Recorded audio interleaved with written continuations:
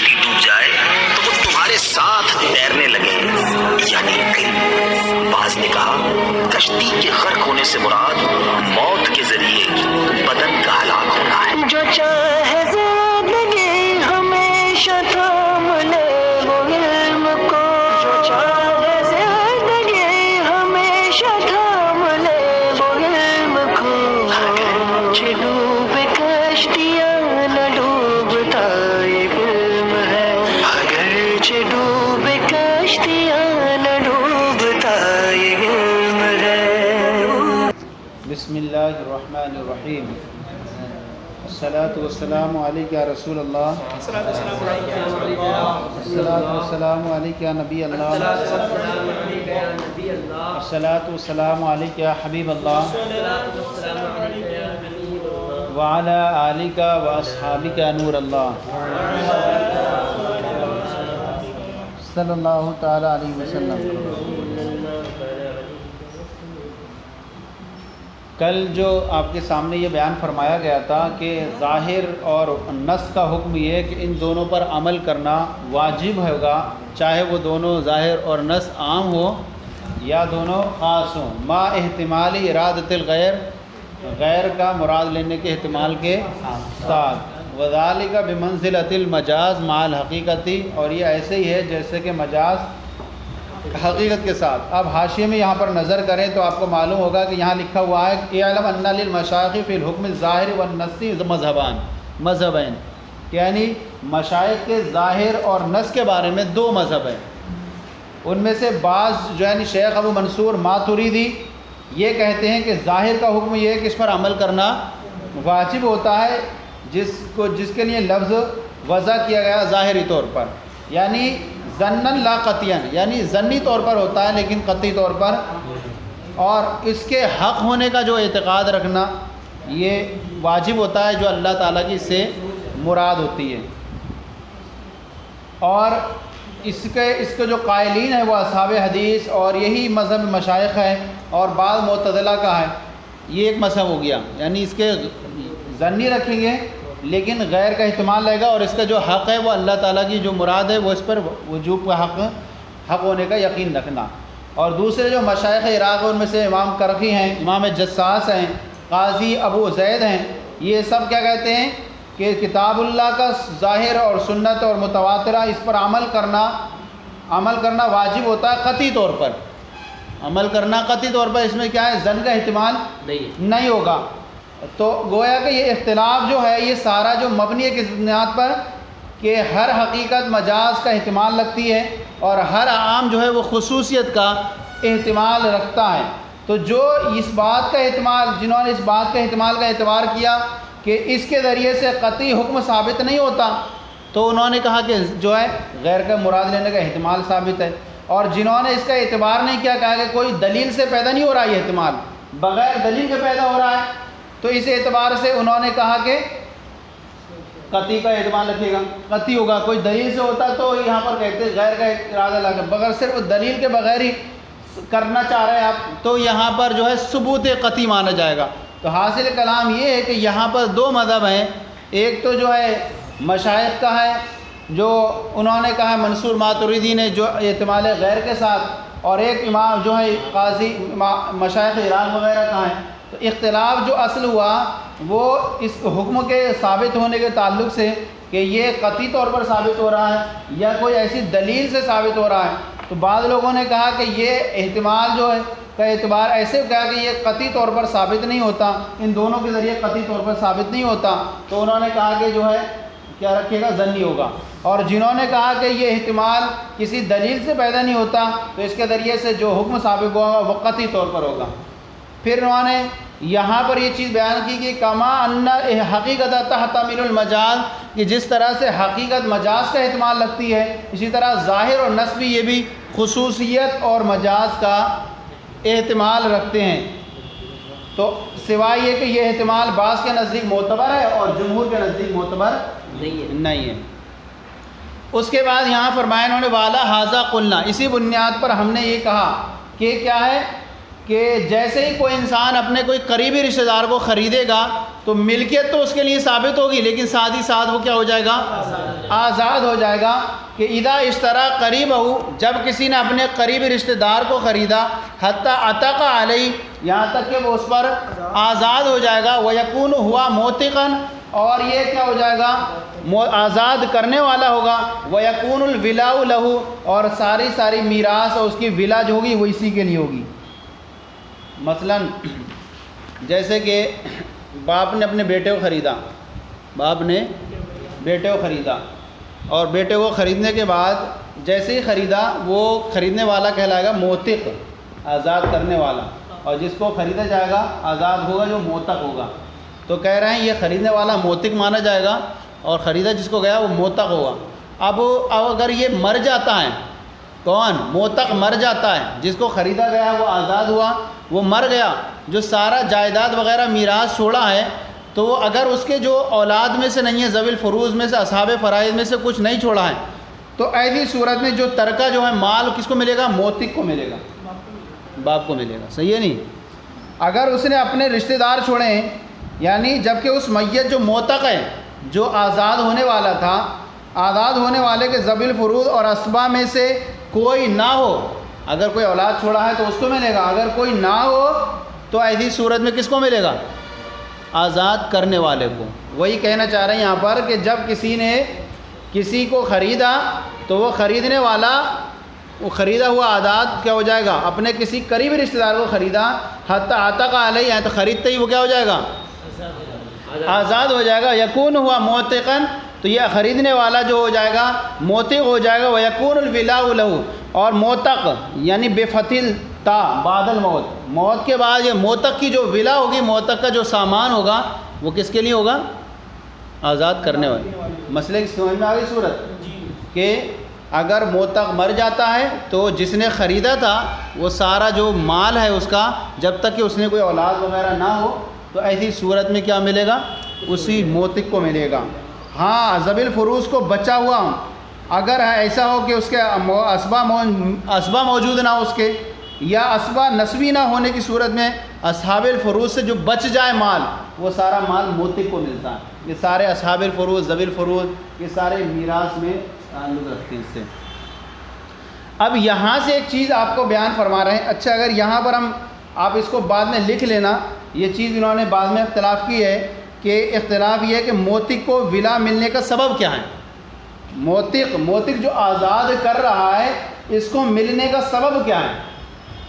ولا جو سمجھ میں آ رہی ہے، یہ مل کے جو اس کا مال مل رہا ہے اس آزاد کرنے والے کو، اس کا سبب کیا ہے؟ تو بعض حضرات کہتے ہیں کہ اس کا سبب اعتاق ہے. اس کا سبب کیا ہے؟ یعنی موتق کا اس مملوک کو با اختیار خود آزاد کرنا. موتق کا اس مملوک کو آزاد کرنا، یعنی اس کا آتقتو کہنا، لفظ آتقتو میں نے تجھے آزاد کیا، اس کا سبب یہ آزاد کیا، اس وجہ سے اس کو مالک ہونے کی وجہ سے، اس کی مملوک ہونے کی وجہ سے موتق کو اس کی ولا ملے گی. کیونکہ حدیث میں ہے الولاء لمن آتقا، ولا اس کے لیے ہے جو آزاد کرے، ولا اس کے لیے ہے جو آزاد کرے. تو اس اعتبار سے بعض لوگ کہتے ہیں کہ اس موتق کو، موتق کی جو ولا مل رہی ہے، اس کا سبب کیا ہے؟ اعتاق، آزاد کرنا. اس نے آزاد کیا ہے اس وجہ سے اس کو مل رہی ہے، کیونکہ حدیث میں آیا الولاء لمن آتقا، ولا اس کے لیے ہے جس نے آزاد کیا. اور کیوں اب یہ ہے آتقا ولا اور بعض حضرات کا خیال یہ ہے کہ سبب ولا عتق ہے. سبب ولا عتق ہے، یعنی مملوک کا آزاد ہونا، مملوک کا آزاد ہونا، خواہ یہ آزادی موتق کے آزاد کرنے سے حاصل ہو یا بغیر اس کے آزاد کیے خود آزادی مل جائے، خود آزاد ہو جائے. کیونکہ کیا؟ مم ملک ذا رحم محرم عتق علیہ، یہ خود اس کا آزاد کرنے سے نہیں، ڈائریکٹ جس رشتہ دار کو خریدے گا، قریبی رشتہ دار آزاد ہو جائے گا. تو خواہ وہ قریبی رشتہ دار کا، اب اگر کوئی مالک بن جائے تو وہ خود بخود آزاد ہو جائے گا، خواہ مالک اس کو آزاد کرنے کا قصد کرے یا نہ کرے. اور یہی مذہب راجح ہے. معلوم ہوتا ہے کہ گویا کہ عتق ہے اس کا سبب. ایک نے کہا کہ اس کا سبب کیا ہے؟ موتق کو ولا ملنے کا سبب کیا ہے؟ بحضرات نے کہا کہ اس کا سبب اعتاق ہے، یعنی آزاد کرنا. یعنی اتنا یاد رکھنا آپ کو، بعض لوگوں نے کہا اس کا سبب کیا ہے؟ اعتاق، آزاد کرنا. اور بعض لوگوں نے کہا عتق یعنی خود آٹومیٹک آزاد ہونا. کیوں؟ من ملک ذا رحم محرم عتق، جس نے اپنے کسی بھی رشتہ دار کو خریدا تو وہ آزاد ہو جائے گا، چاہے وہ نیت کرے یا نہ کرے.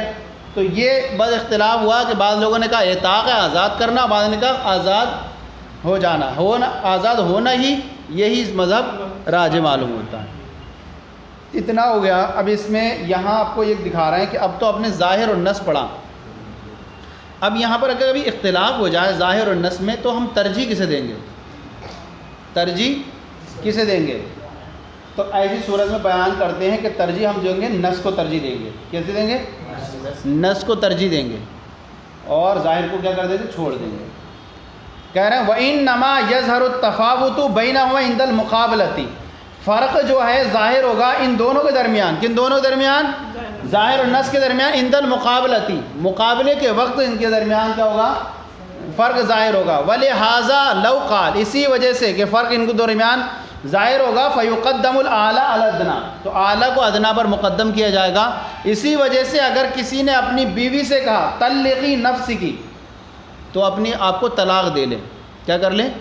طلاق تفویض ہوتا ہے نا، طلاق تفویض ہوتا ہے. عورت کو جو ہے اختیار دے جاتا ہے، شوہر دے دے کہ تو اپنے آپ کو طلاق دے سکتی ہے، تو وہ عورت اپنے آپ کو طلاق دے سکتی ہے. طلاق تفویض ہوتا ہے. صحیح ہے نہیں؟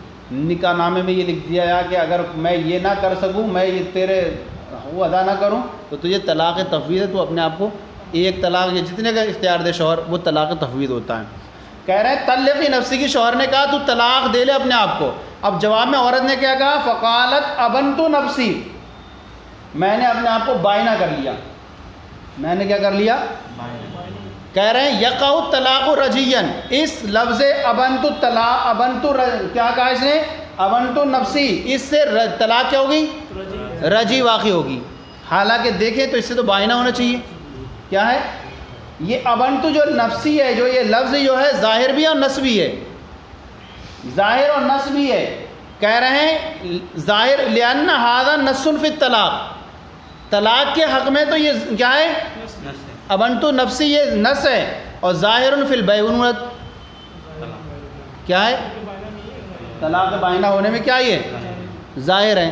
کہہ رہے ہیں فیترجح العمل بالنص، لیکن نص کو عمل کو کیا کر دی جائے گی؟ ترجیح دی جائے گی اور طلاق رجی واقع ہوگی. کیوں؟ یہاں آپ ایک چیز کا خیال تو کریں اور یہاں دیکھیں کہ یہاں آپ حاشیے میں لکھا ہوا ہے کہ اس نے کیا کہا تھا؟ طلقی نفسکی، اپنے آپ کو طلاق دے دے. تو جواب جو ہے وہ سوال کے مطابق ہوتا ہے. حکم میں جواب جو ہے حکم میں سوال کے مطابق ہوتا ہے. اور اس نے سونپا کیا تھا؟ طلق والا سونپا تھا، نفس سری طلاق سونپا تھا اس نے. لہذا ابنتو یہ لانا، یہ ابنتو جو ہے اسی کی طرف پھیر دیا جائے گا، اور وہ سری طلاق تھا. ابنتو جو ہے یہ اس کے مقام نہیں ہوا سری کے. تو اب یہاں پر ابنتو گویا کہ ہم کہیں گے یہ سری طلاق کے درجے میں لائیں گے، کیونکہ جواب جو ہے وہ سوال کے مطابق ہو، کیونکہ شوہر نے طلقی نفسی کی بولا تھا.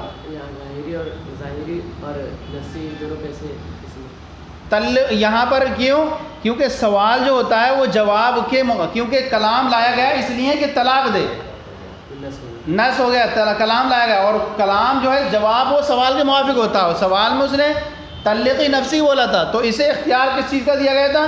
طلاق رجی دینے کا. اور یہ بائنہ دے رہی ہے، تو ظاہر تو جو ہے یہ اس میں بینونت ہونے میں ظاہر ہے کہ نفس ابنتو لفظ بول رہی ہے، بینونہ ہونے میں ظاہر ہے. لیکن نص ہے اس بارے میں کہ یہ کلام واقع ہوا ہے اس سوال کے جواب میں، اور سوال کے اندر طلقی نفسی سری لفظ تھا، تو جواب میں وہی چیز پیش کی جائے گی جو سری تھا. لہذا سری جو ہے نہیں کیا ہے؟ نص کو ترجیح دی جائے گی، اور عمل جو ہے نص کو ترجیح دی جائے گی. اور کیا ہوگی؟ طلاق رجی واقع ہوگی، بائنہ واقع.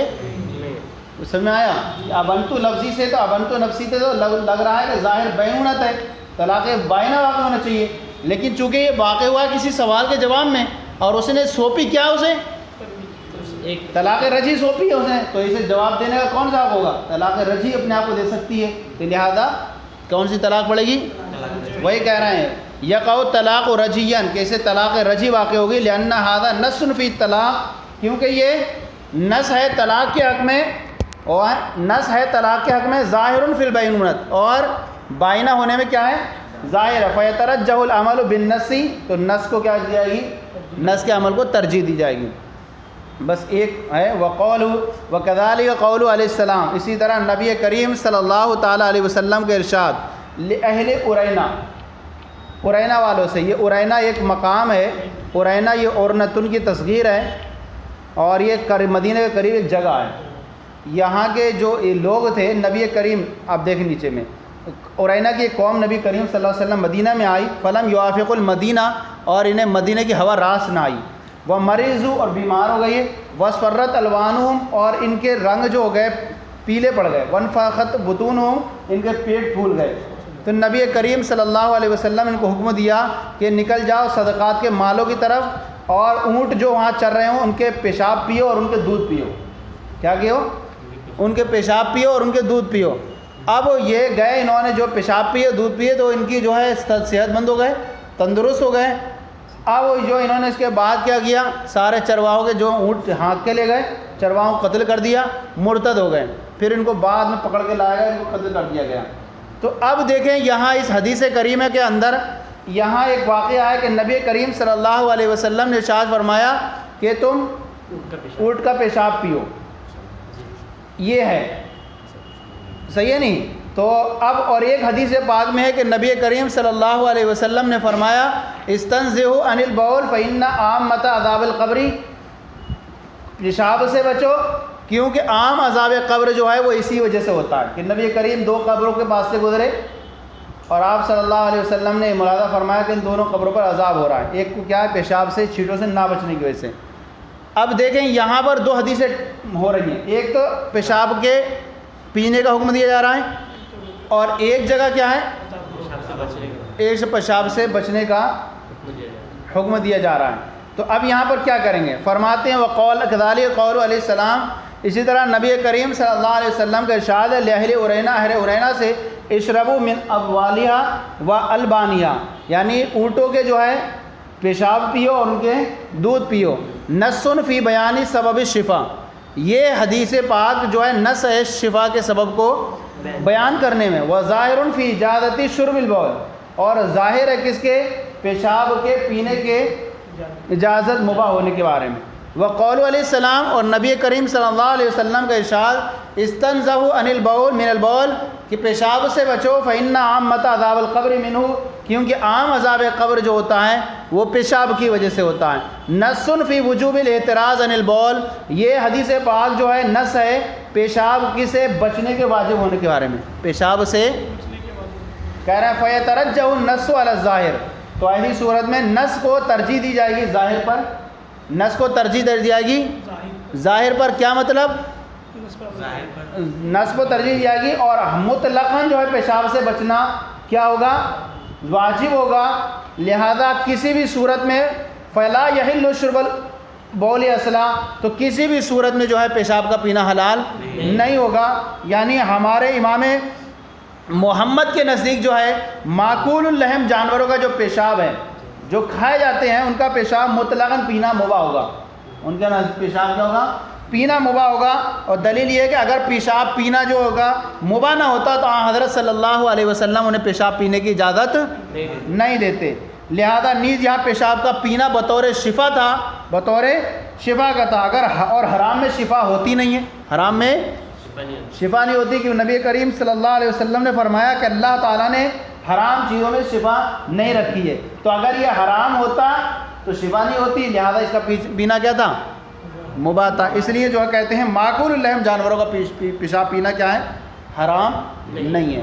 اور امام یوسف کیا فرماتے ہیں، بطور علاج پینا تو مباح ہے، بطور علاج پینا مباح، کیونکہ نص آ گئی، کیا گئی، نص آ گئی. کیونکہ نبی کریم صلی اللہ علیہ وسلم اہل ارینا کو علاج کے لیے پینے کی اجازت دی.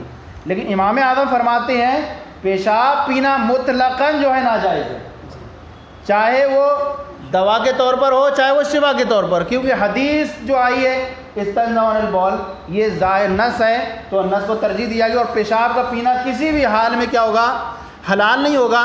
اب کیا جواب دیں گے اس کا جو حضور صلی اللہ علیہ وسلم نے اجازت دی؟ تو کہیں گے کہ اس حدیث پاک نے پہلی والی حدیث پاک کو منسوخ کر دیا. پہلی والی حدیث پاک کو کیا کر دیا، منسوخ کر دیا. اس لیے اس پر عمل نہیں کیا جائے گا، یا یہ کہ نبی کریم صلی اللہ علیہ وسلم جانتے تھے اس بات کو کہ ان کی شفا اس کے علاوہ میں کہیں نہیں ہے، کیا ہے ان کی شفا جو ہے ان کے پیشاب اور اونٹوں کے دودھ پینے کے علاوہ میں کہیں نہیں ہے، اس لیے آپ نے ان کو اس کی اجازت دی۔ تو یہ حضور کی خصوصیت سے ہے جو اجازت دی تھی، لہذا اب کسی بھی صورت میں پیشاب پینا کیا ہوگا؟ حلال نہیں ہوگا۔ تو سمجھ میں آ گیا مسئلہ یہ کیا ہوتا؟ مسئلہ یہ تھا کہ اہل عرینا حضور کی بارگاہ میں آئے اور جو مدینہ میں آئے تو ان کی ہوا راس نہیں آئی، ان کے پیٹ پھول گئے، ان کے چہرے زرد ہو گئے، بیمار ہو گئے۔ نبی کریم صلی اللہ علیہ وسلم نے حکم دیا جاؤ صدقات کے جانوروں کو ان کے پیشاب اور دودھ پیو، اب یہ صحیح ہوگا، اس سے تندرست ہو گئے۔ تو یہ آیت، یہ حدیث پاک جو ہے نص ہے کس میں؟ پیشاب شفا میں، شفا کے بارے میں، اور ظاہر ہے پیشاب پینوں کے بارے میں، اور دوسری حدیث پاک ہے کہ پیشاب کی چھینٹوں سے بچو کیونکہ عام عذاب قبر اسی سے ہوتا ہے۔ تو اب یہاں پر کہتے ہیں کہ یہاں پر جو ہے نص کو ترجیح دی جائے گی اور ظاہر کو چھوڑ دیا جائے گا، لہذا پیشاب کا پینا کسی بھی صورت میں حلال نہیں ہوگا، چاہے وہ دوا کے طور پر ہو، چاہے وہ معقول اللحم ہو یا غیر معقول اللحم ہو، کسی بھی صورت میں جانوروں کا پیشاب پینا حلال نہیں ہوگا۔ رہا نبی کریم صلی اللہ علیہ وسلم کا پیشاب پینے کی اجازت دینا، تو وہ کیا ہے؟ یہ آیت حدیث پاک پہلی والی حدیث پاک سے دوسری والی حدیث پاک ناسخ ہے، پہلی والی منسوخ ہو چکی ہے۔ یا یہ کہیں گے کہ حضور کا جو اجازت دینا اس وجہ سے کہ حضور جانتے تھے کہ ان کی شفا صرف اسی میں ہے، اس لیے نبی پاک صلی اللہ علیہ وسلم نے ان کو اجازت دی تھی، اس لیے ان کے نہیں ہوا۔ چلیں صلو علی الحبیب صلی اللہ تعالی علی محمد۔ ترجمہ لگانا ہے؟ ہو گیا ترجمہ؟ جی۔ صلو علی الحبیب صلی اللہ